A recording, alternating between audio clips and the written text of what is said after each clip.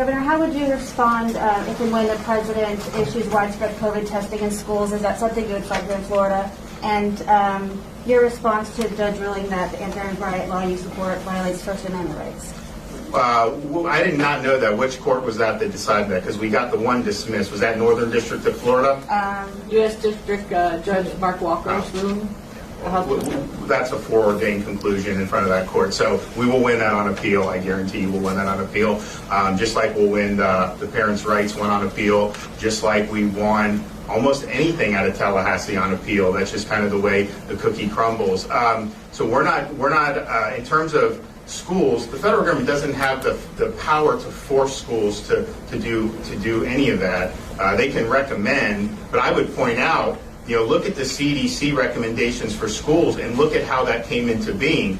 That was not based on medical science. That was based on lobbying for the teachers union. We know that because we now have the emails where it showed CDC was going to proceed on one area. The union threatened to fight them politically, and so then they changed and said everybody should be forced to mask regardless of immunity, vaccination status, or age. And so some of this, I think, is more politics. I could say the one thing that I'm concerned about is them trying to force mandates on individuals and businesses. How could we get to the point in the country where you would want to have someone lose their job because of their choice about the vaccine or not? I mean, look, some folks have reasons to do. Maybe they're making the wrong decision, but to put them out of work and send them and not let them earn a living because of this, I just think that that's fundamentally wrong. And I think that the more and more this has become coercive, where people have threatened mandates and firing and business consequences, the more it does that, I think the more people it alienates. I don't think it actually helps to get more people to ultimately do it. But I do not believe that people should lose their jobs over this issue. And we will fight that. And if they try to do that through a rule like the Department of Labor, I don't think they have the legal authority to do that. But we obviously would want to support protections for people who are just trying to earn a living. You kind of answered my question, but President Biden did come out while you were traveling here saying that, number one, he's going to mandate vaccines for federal workers without a test option, and also he's going to ask the Department of Labor to seek large employers, I think over 100 people, to mandate vaccines. So on the federal, on both of the mandates, one of the huge problems with it on a scientific basis is they are not recognizing protection conferred through natural infection, the immunity that you get. This is like a rare case where people are previously infected and they have symptomatic illness. It's a very rare thing. The protection's very strong. And so the idea that somebody that has recovered from COVID has less protection than somebody that's, say, taken the Pfizer, Israel did a study and said that's actually, the infection control immunity is stronger. Again, none of this is 100%, but it's very strong. So they don't recognize that, and I think that that's not following the science. And then I also think they don't have the authority to impose that on private employers or on private employees. I don't think they should impose it on any employees. Maybe they have authority with the federal workers. I don't know. It's also the case, you have some of this that's been tried and it's backfired. The people that have had the higher vaccination rates in businesses have been ones that have had programs where they're educating people, where they're providing them all the information, showing some of the consequences. What I try to do is not lecture anyone. What I try to do is say, here's what we've seen in Florida. The people that have been admitted to the hospital this summer are overwhelmingly not vaccinated. Now, there have been vaccinated people, but I mean, it's 4 to 1.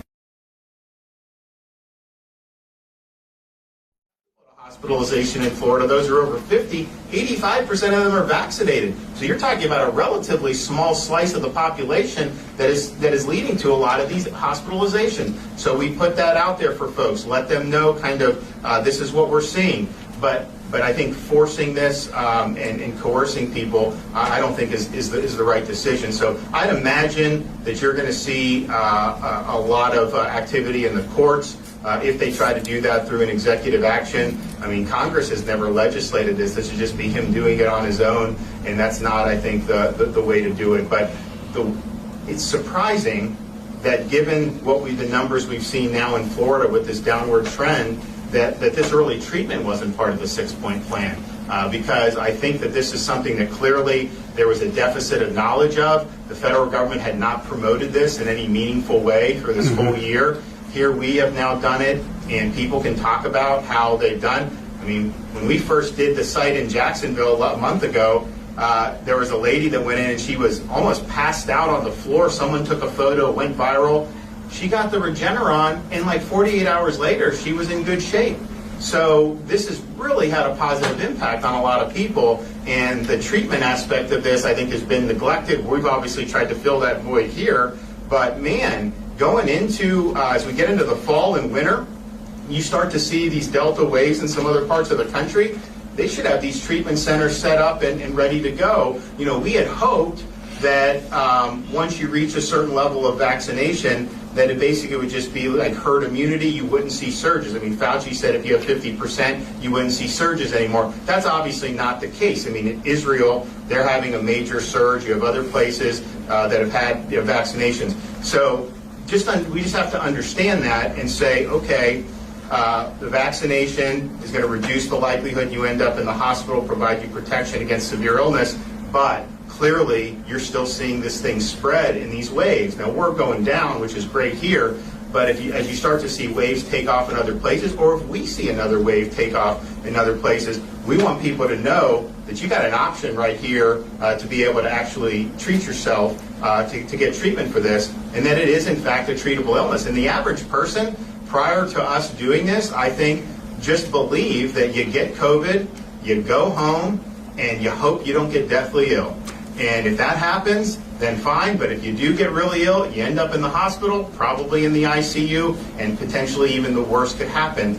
Those days have got to be over. We've just got to let people know that this is an option. And again, I don't support any mandates of any kind. So if this isn't for you for whatever reason, no one's going to say that you have to do this. I mean, this is up to you, but you just know it's out there, I think is very, very significant. One quick question before Masha, but you come and you've been touting monoclonal antibody treatment for a very long time, but in the same breath, we don't hear you push to try to get the rest of the 15% adults vaccinated. We don't hear go get vaccinated coming out from you. You've heard that a lot. I mean, we've done over 50 events since in the last, since we rolled out the vaccines, talking about it, providing it, and but not lately. And we've done a lot. Well, it's also the case, as Ken Shepke said, if you do get it in the midst of a wave, it's going to take about 6 weeks to get that protection. So it's not saying don't do it, but you also don't want to tell people that if you get infected, that the vaccine would treat it on the back end. This is a treatment. There are two sides to the different coins.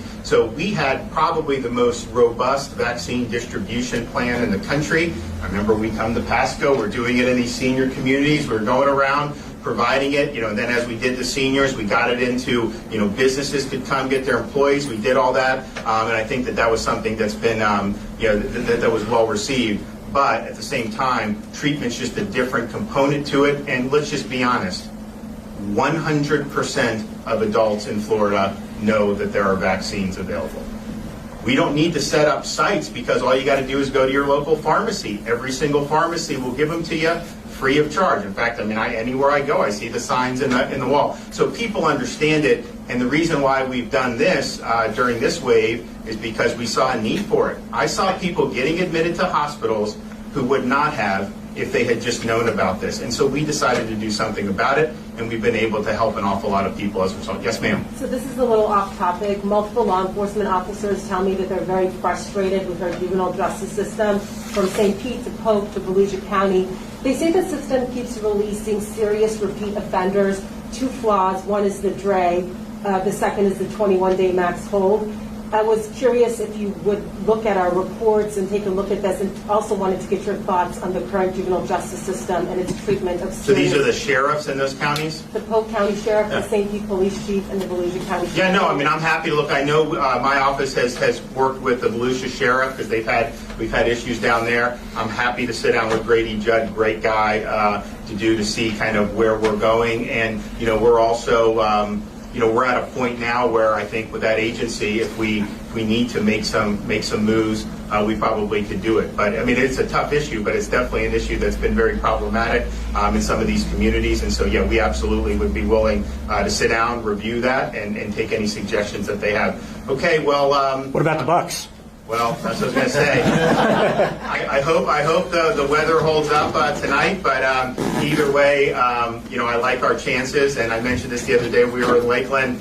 I'm growing up here in like the 80s and 90s. We didn't have a lot of championships happening in the Tampa Bay area, right? Now, just think how lucky people are. I kind of feel like someone that just moved here like 4 or 5 years ago, they kind of think this is how it's always been. Now, this has really been a golden era for us when you look at the Lightning, the Rays, and you look at the Bucks. And, the only thing I would say is like, if I'm a homer, obviously, and I'm a Bucks fan, so I'm going to do that. But if I take myself out of that and be more objective, I just would not bet against Tom Brady on anything. And so I think we're going to have a good season. So we'll see you guys soon. Thank you. Thanks a lot. Yes, sir.